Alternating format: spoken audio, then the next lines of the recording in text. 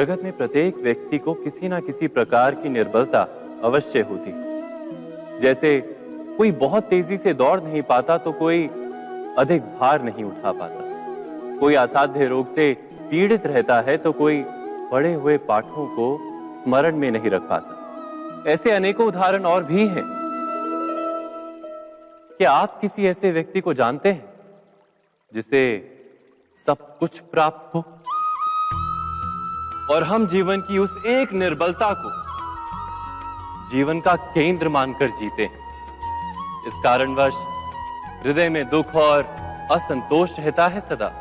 निर्बलता मनुष्य को जन्म से अथवा संजोग से प्राप्त होती, किंतु उस निर्बलता को मनुष्य का मन अपनी मर्यादा बना लेता है। किंतु कुछ व्यक्ति ऐसे भी होते हैं जो अपने पुरुषार्थ और श्रम से उस निर्बलता को पराजित कर देते हैं। क्या भेद है उनमें और अन्य लोगों में? क्या आपने कभी विचार किया है? सरल सा उत्तर है इसका। जो व्यक्ति निर्बलता से पराजित नहीं होता, जो पुरुषार्थ करने का साहस रखता है हृदय में, वो निर्बलता को पार कर जाता है। अर्थात निर्बलता अवश्य ईश्वर देता है, किंतु मर्यादा मनुष्य का मन ही निर्मित करता है। स्वयं विचार कीजिए।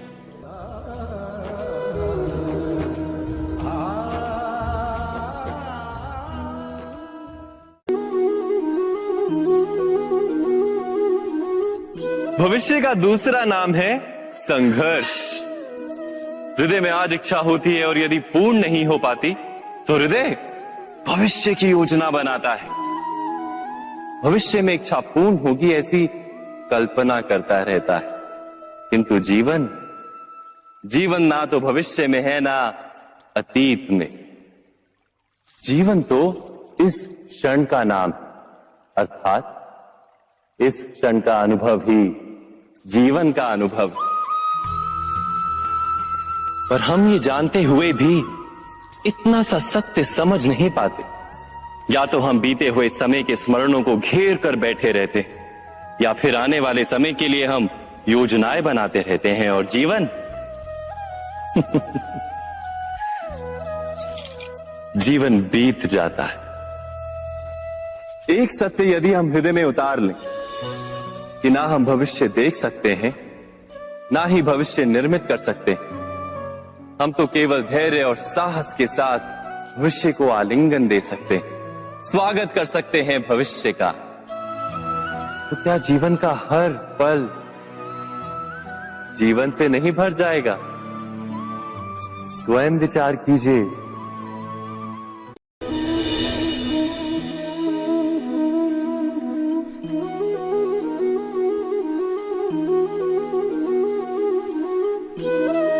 ज्ञान प्राप्ति सदा ही समर्पण से होती है, ये हम सब जानते हैं।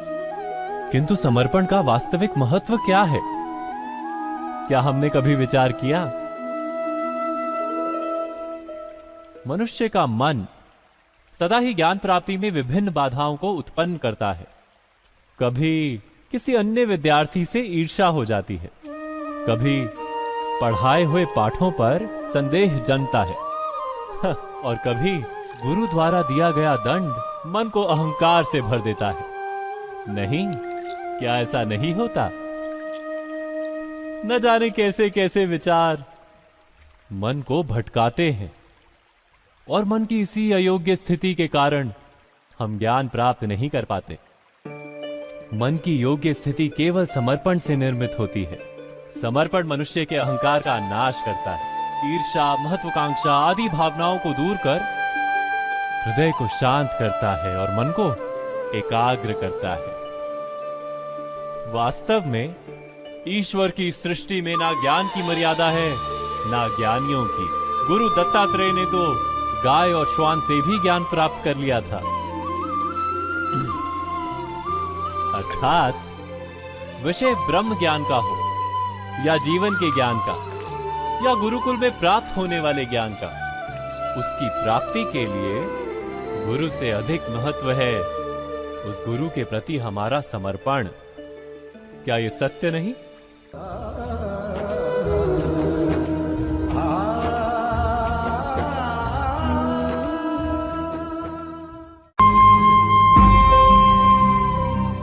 प्रत्येक मनुष्य के जीवन में ऐसा क्षण अवश्य आता है जब सारे स्वप्न, सारी आशाएं, सारे दृश्य ध्वस्त हो जाते हैं। जीवन के सारे आयोजन ही बिखर जाते हैं। एक और धर्म होता है और दूसरी ओर सुख। इसी को धर्म संकट कहते हैं। जब धर्म का वहन ही संकट हो और धर्म का त्याग ही सुख हो।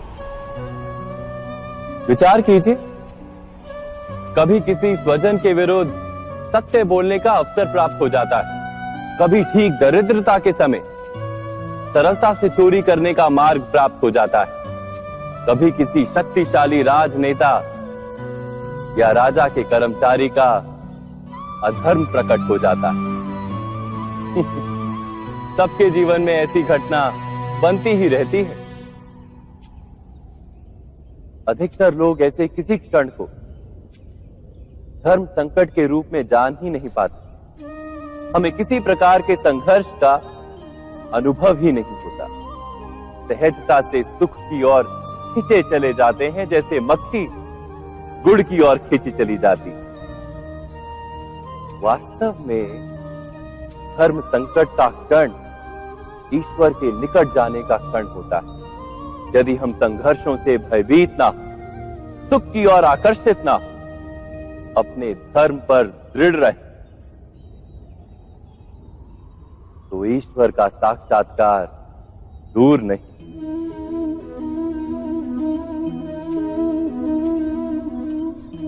पवन से युद्ध करने वाला पत्ता यदि पेड़ से गिरता है तो भी आकाश की ओर उठता है। पवन से झुकने वाली घास वहीं भूमि पर रह जाती है। अर्थात धर्म संकट से यदि हम संकट को ही टाल दें तो सुख तो मिलता है, जीवन बढ़ता है, किंतु क्या चरित्र नहीं टूटता? क्या आत्मा दरिद्र नहीं हो जाती? क्या ईश्वर से अंतर नहीं हो जाता? स्वयं विचार कीजिए। दो व्यक्ति जब निकट आते हैं तो एक दूसरे के लिए सीमाएं और मर्यादाएं निर्मित करने का प्रयत्न अवश्य करते हैं। हम यदि सारे संबंधों पर विचार करें तो देखेंगे कि इन सारे संबंधों का आधार यही सीमाएं हैं जो हम दूसरों के लिए निर्मित करते हैं। और यदि अनजाने में भी कोई अन्य व्यक्ति इन सीमाओं को तोड़ता है तो उसी क्षण हमारा हृदय क्रोध से भर जाता है। इन सीमाओं का वास्तविक रूप क्या है? क्या हमने कभी विचार किया? सीमाओं के द्वारा हम दूसरे व्यक्ति को निर्णय करने की अनुमति नहीं देते। अपना निर्णय उस व्यक्ति पर थोपते हैं, अर्थात किसी की स्वतंत्रता का अस्वीकार करते हैं। और जब स्वतंत्रता का अस्वीकार किया जाता है तो उसका हृदय दुख से भर जाता है। और जब वो सीमाओं को तोड़ता है तो हमारा हृदय क्रोध से भर जाता है। क्या ऐसा नहीं होता?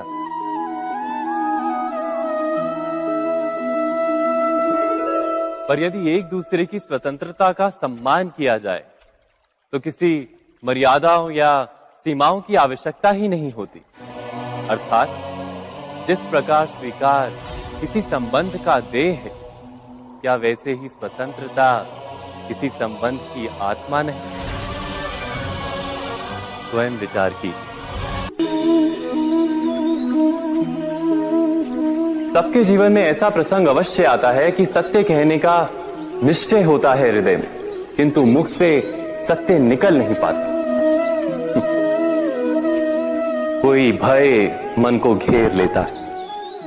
किसी घटना अथवा प्रसंग के बारे में बात करना या फिर स्वयं से कोई भूल हो जाए उसके बारे में कुछ बोलना, क्या ये सत्य है? नहीं, ये तो केवल तथ्य है। अर्थात जैसा हुआ था वैसा केवल बोल देना सामान्य सी बात। किंतु कभी कभी उस तथ्य को बोलते हुए भी भय लगता है। कदाचित किसी दूसरे की भावनाओं का विचार आता है मन। दूसरे को दुख होगा ये भय भी शब्दों को रोकता है। तो ये सत्य क्या है? क्या हमने कभी विचार किया है? जब भय रहते हुए भी कोई तथ्य बोलता है तो वो सत्य कहलाता है। वास्तव में सत्य कुछ और नहीं, केवल निर्भयता का दूसरा नाम है। और निर्भय होने का कोई समय नहीं होता, क्योंकि निर्भयता आत्मा का स्वभाव है। अर्थात क्या प्रत्येक क्षण सत्य बोलने का क्षण नहीं होता?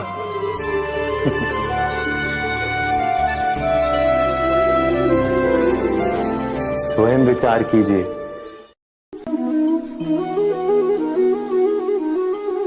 श्रेष्ठता का क्या अर्थ है? श्रेष्ठता का अर्थ है दूसरों से अधिक ज्ञान प्राप्त करना।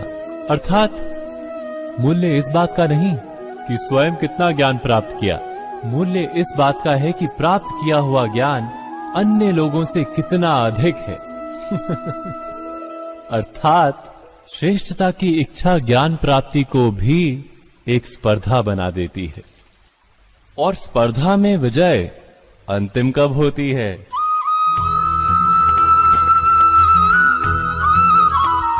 कुछ समय के लिए तो श्रेष्ठ बना जा सकता है, किंतु सदा के लिए कोई श्रेष्ठ नहीं रह पाता। फिर वही असंतोष, पीड़ा और संघर्ष जन्म लेता है। किंतु श्रेष्ठ बनने के बदले यदि उत्तम बनने का प्रयत्न करें तो क्या होगा? उत्तम का अर्थ है कि जितना प्राप्त करने योग्य है वो सब प्राप्त करना, किसी से अधिक पाने की इच्छा से नहीं, मात्र आत्मा की तृप्ति हेतु कुछ प्राप्त करना। उत्तम के मार्ग पर किसी अन्य से स्पर्धा नहीं होती, स्वयं अपने आप से स्पर्धा होती है। अर्थात उत्तम बनने का प्रयत्न करने वाले को देर अबेर सारा ज्ञान प्राप्त हो जाता है, बिना प्रयत्न के ही वो श्रेष्ठ बन जाता है। किंतु जो श्रेष्ठ बनने का प्रयत्न करता है वो श्रेष्ठ बने या ना बने, उत्तम कभी नहीं बन पाता।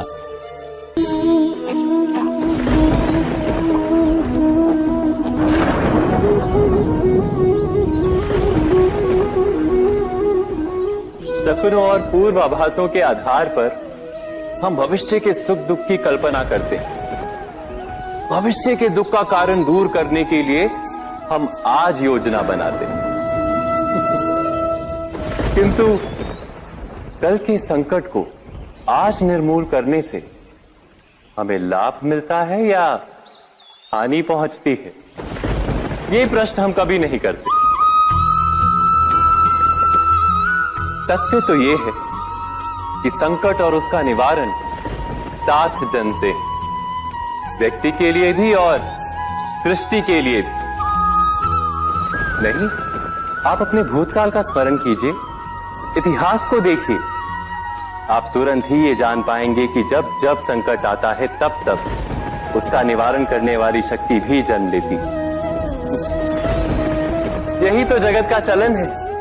वस्तुतः संकट ही शक्ति के जन्म का कारण है। प्रत्येक व्यक्ति जब संकट से निकलता है तो एक पद आगे बढ़ा होता है, अधिक चमकता है, आत्मविश्वास से अधिक भरा होता है, न केवल अपने लिए अपितु विश्व के लिए भी। क्या ये सत्य नहीं?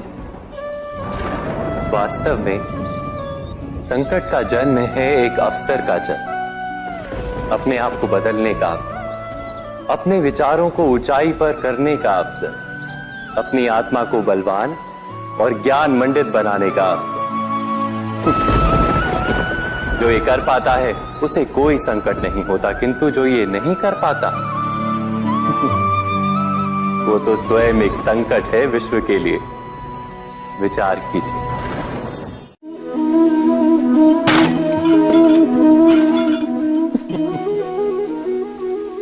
कभी कभी कोई घटना मनुष्य के जीवन की सारी योजनाओं को तोड़ देती और मनुष्य उस आघात को अपने जीवन का केंद्र मान लेता। पर क्या भविष्य मनुष्य की योजनाओं के आधार पर निर्मित होते हैं? नहीं। जिस प्रकार किसी ऊंचे पर्वत पर सर्वप्रथम चढ़ने वाला उस पर्वत की तलाई में बैठकर जो योजना बनाता है, क्या वही योजना उसे उस पर्वत की चोटी तक पहुंचाती है? नहीं। वास्तव में वो जैसे जैसे ऊपर चढ़ता है, वैसे वैसे उसे नई नई चुनौतियां, नई नई विडंबनाएं, नए नए अवरोध मिलते हैं। प्रत्येक पद पर वो अपने अगले पद का निर्णय करता है। प्रत्येक पद पर उसे अपनी योजनाओं को बदलना पड़ता है। कहीं पुरानी योजना उसे खाई में ना ढकेल दे। वो पर्वत को अपने योग्य नहीं बना पाता, केवल स्वयं को पर्वत के योग्य बना सकता है। क्या जीवन के साथ भी ऐसा ही नहीं? जब मनुष्य जीवन में किसी एक चुनौती को, एक अवरोध को अपने जीवन का केंद्र मान लेता है, अपने जीवन की गति को ही रोक देता है, तो वो अपने जीवन में सफल नहीं बन पाता और ना ही सुख और शांति प्राप्त कर पाता। अर्थात जीवन को अपने योग्य बनाने के बदले स्वयं अपने को जीवन के योग्य बनाना ही सफलता और सुख का एकमात्र मार्ग नहीं। स्वयं विचार कीजिए।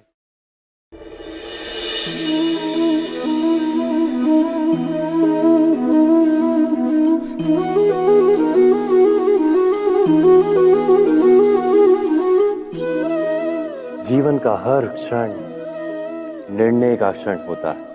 प्रत्येक पद पर दूसरे पद के विषय में कोई निर्णय करना ही पड़ता है और निर्णय अपना प्रभाव छोड़ जाता है। आज किए गए निर्णय भविष्य में सुख अथवा दुख निर्मित करते हैं, ना केवल अपने लिए, अपने परिवार के लिए भी, आने वाली पीढ़ियों के लिए भी। जब कोई दुविधा सामने आती है तो मन व्याकुल हो जाता है, अनिश्चय से भर जाता है। निर्णय का वो क्षण युद्ध बन जाता है और मन बन जाता है युद्ध भूमि। अधिकतर निर्णय हम दुविधा का उपाय करने के लिए नहीं, केवल मन को शांत करने के लिए लेते हैं। पर क्या कोई दौड़ते हुए भोजन कर सकता है? नहीं। तो क्या युद्ध से जूझता हुआ मन कोई योग्य निर्णय ले पाएगा? वास्तव में शांत मन से जब कोई निर्णय करता है तो अपने लिए सुखद भविष्य बनाता है, किंतु अपने मन को शांत करने के लिए जब कोई निर्णय करता है तो वो व्यक्ति भविष्य में अपने लिए कांटों भरा वृक्ष लगाता है। स्वयं विचार कीजिएगा।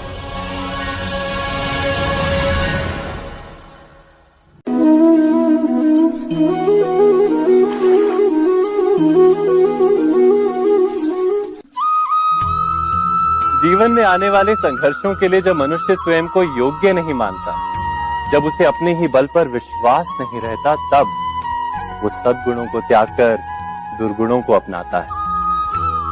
वस्तुतः मनुष्य के जीवन में दुर्जनता जन्म ही तब लेती है जब उसके अंतर में आत्मविश्वास नहीं होता। आत्मविश्वास ही अच्छाई को धारण करता है। ये आत्मविश्वास है क्या?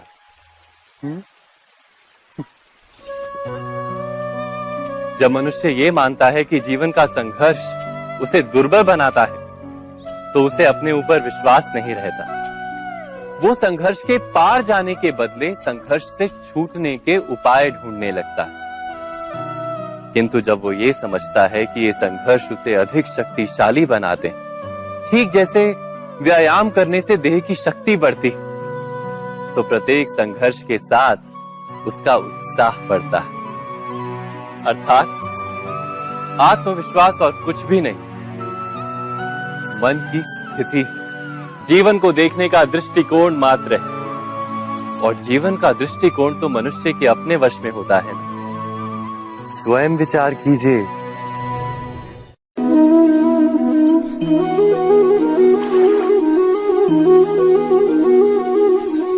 पिता सदा ही अपने संतान के सुख की कामना करते, उनके भविष्य की चिंता करते रहते। इसी कारणवश सदा ही अपने संतानों के भविष्य का मार्ग स्वयं निश्चित करने का प्रयत्न करते रहते। जिस मार्ग पर पिता स्वयं चला है, जिस मार्ग के कंकर पत्थर को स्वयं देखा है, मार्ग की छाया, मार्ग की धूप को स्वयं जाना है, उसी मार्ग पर उसका पुत्र भी चले, यही इच्छा रहती है हर पिता की। निस्संदेह उत्तम भावना है ये, किंतु 3 प्रश्नों के ऊपर विचार करना हम भूल ही जाते हैं। कौन से प्रश्न?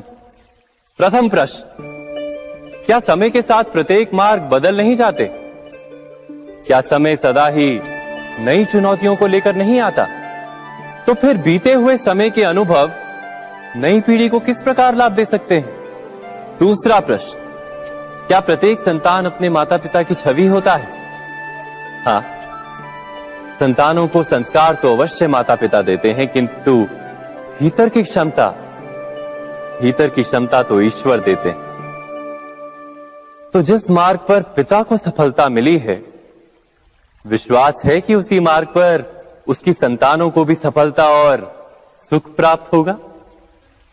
तीसरा प्रश्न, क्या जीवन के संघर्ष और चुनौतियां लाभकारी नहीं होती? क्या प्रत्येक नया प्रश्न एक नए उत्तर का द्वार नहीं खोलता? तो फिर संतानों को नए नए प्रश्नों, संघर्षों और चुनौतियों से दूर रखना, ये उनके लिए लाभ करना कहलाएगा या हानि पहुंचाना? अर्थात जिस प्रकार संतान के भविष्य का निर्माण करने के बदले उसके चरित्र का निर्माण करना श्रेष्ठ है, वैसे ही संतानों के जीवन का मार्ग निश्चित करने के बदले उन्हें नए संघर्षों के साथ जूझने के लिए मनोबल व ज्ञान देना अधिक लाभदायक नहीं होगा? स्वयं विचार कीजिए।